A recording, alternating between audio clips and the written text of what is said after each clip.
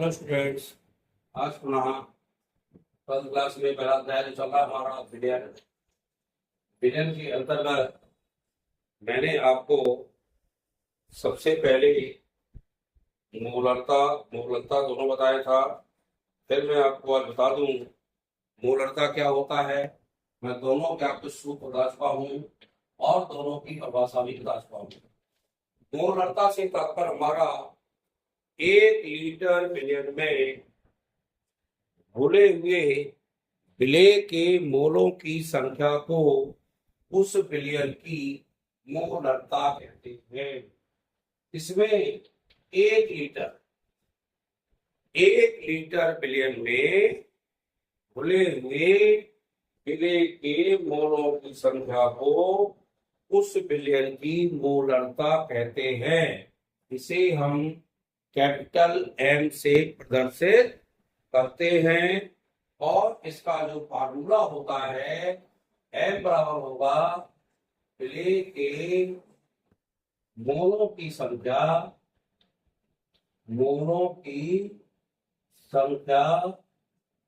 बटे विलयन का लीटर में आयतन लीटर में आयतन।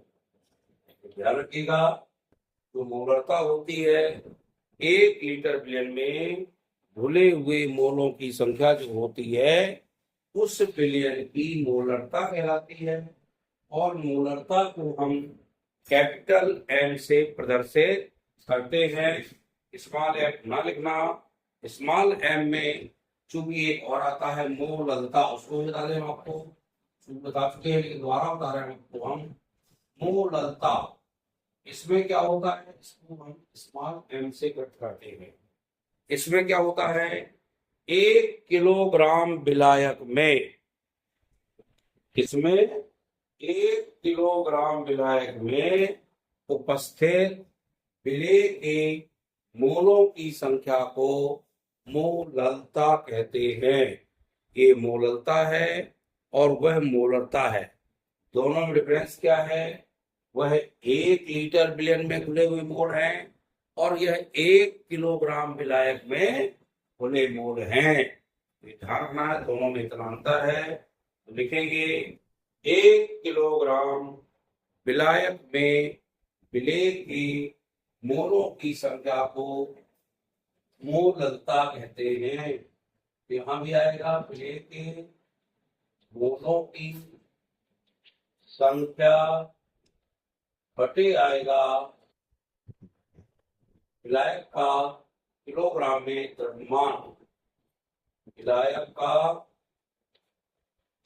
किलोग्राम में, इसमें द्रव्यमान नहीं जाएगा, किलोग्राम में द्रव्यमान। इन दोनों के सूत्र लीजिए, दोनों में संबंध आए तो भी वही है। आप दोनों के संबंध नोट कर लें कि इसमें 1 लीटर विलयन में घुले हुए मोलों की संख्या उस विलयन की मोलरता कहलाती। बिल्कुल रटा दूंगा, आपको रट लीजिए। और 1 किलोग्राम विलायक में उपस्थित विलेय के मोलों की संख्या को उस विलयन की क्या कहेंगे, मोलरता कहेंगे। मोलरता को स्मॉल एम से और मोलरता को कैपिटल एम से प्रदर्शित करते हैं। यह दोनों ध्यान रखिए। मैं आपको इसके पहले पूरा बता चुका हूँ, द्रव्यमान प्रतिशत, आयतन प्रतिशत, ये हम सब आपको बता चुके हैं। इसके अंतर्गत हमें एक सवाल पढ़ना है, वह भी हम देख लें। एक सवाल इंपॉर्टेंट है, नोट करें पहले सवाल। 2.5 ग्राम, नोट करें सवाल। 2.5 ग्राम एथेनोइक अम्ल, एथेनोइक अम्ल के 75 ग्राम बेंजीन में, के 75 ग्राम बेंजीन में नोट करें 2.5 ग्राम एथेनोइक अम्ल के 75 ग्राम बेंजीन में मोललता की गणना कीजिए। मोललता की गणना कीजिए। इंपॉर्टेंट सवाल है, वेरी इंपॉर्टेंट है, थोड़ा इसको नोट करें। सबसे पहले यहाँ क्या दिया गया है, एथेनोइक अम्ल, और आपने एसिटिक अम्ल देखा है CH3COH होता है, इसका सामान्य नाम है क्या है, एसिटिक अम्ल, और इसका आईपीसी नाम बनेगा, वो बनेगा एथेनोइक अम्ल की कार्बन 2 है, एथेनोइक अम्ल। इसका अणुसूत्र लिखें, सी के 2 है, H के 4 है, O के 2 है। तो सबसे पहले हमें इसका क्या निकालना पड़ेगा, मोलर द्रव्यमान।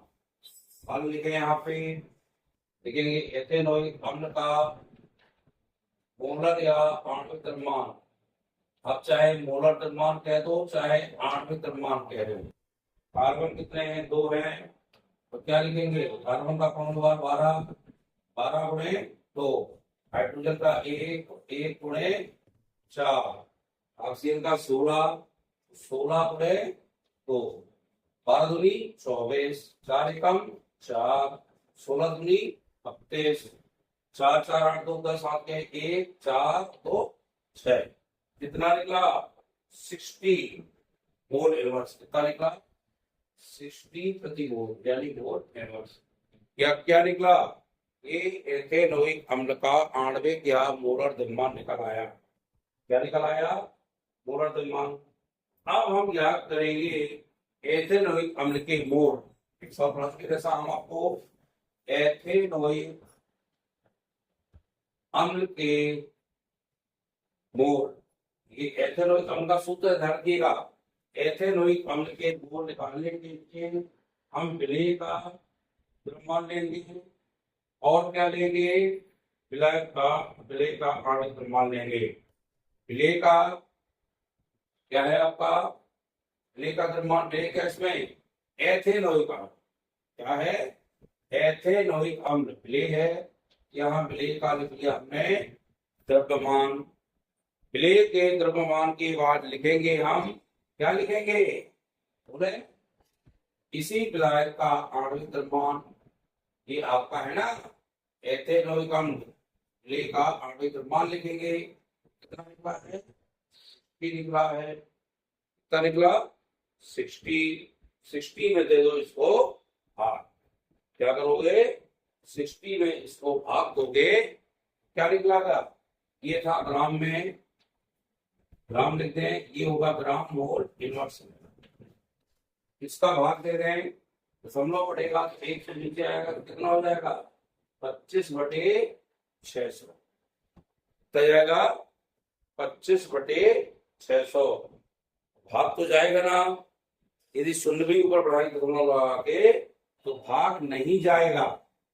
हम सबसे पहले दशमलव लगाएंगे, यहाँ क्या जाएगा 250, भाग जाएगा क्या, नहीं जाएगा।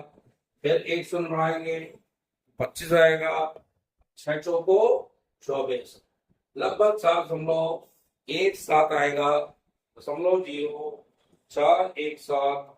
ये क्या लिखते हैं हमारे एथेनोइक अम्ल के मोल निकल, क्या निकल आए मोल। एथेनोइक अम्ल के मोल निकालने के लिए सबसे पहले एथेनोइक अम्ल के 75 ग्राम बेंजीन में मोललता ज्ञात करना है। बेंजीन में विलयन की मोललता, क्या लिखोगे यहाँ पे, विलयन की मोललता की गणना करना है। तो सबसे पहले एथेनोइक अम्ल की क्या निकाले मैंने, मोल निकाल लिए। अब बेंजीन का किलोग्राम में द्रव्यमान निकालना है, क्या निकालना है, अब निकालोगे बेंजीन का किलोग्राम में द्रव्यमान निकालेंगे। स्टूडेंट ध्यान रखिएगा, बेंजीन का किलोग्राम में द्रव्य का द्रव्यमान निकालने के लिए विलेय का द्रव्यमान निकाल दो, कितना है 75 है, 75 ग्राम। अब चूंकि हमें आपको पता है किलोग्राम जो होता है वो 1000 ग्राम के बराबर होता है, होता नहीं होता, 1000 ग्राम का बराबर कितना करेंगे, इसको 1000 का भाग दे दो। 1000 ग्राम का भाग देंगे तो क्या निकलेगा, इससे निकलेगा हमारा, बताइए, द्रव्यमान निकलेगा। काहे का द्रव्यमान निकलेगा हमारा, बेंजीन का।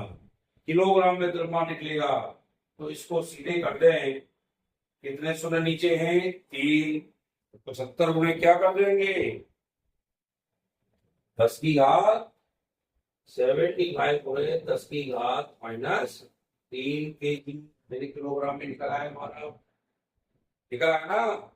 -3 क्यों किया, क्योंकि नीचे था, ऊपर रहेंगे तो माइनस में आ जाएगा, क्योंकि 3 शून्य लगे हैं तो माइनस की 3 घात चढ़ जाएगी।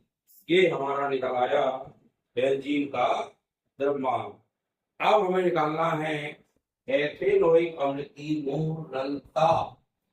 क्या निकालना है, एथेनोइक अम्ल की मोललता। सूत्र में सवाल लिखा है, एथेनोइक अम्ल की मोललता देखें, देखिए एथेनोइक अम्ल की मोललता मोललता लिखना है। मोललता नहीं लिखे, दोनों में बहुत अंतर है। मोललता बराबर क्या लिखोगे, एथेनोइक अम्ल के मोल, क्या लिखोगे, एथेनोइक अम्ल के मोल,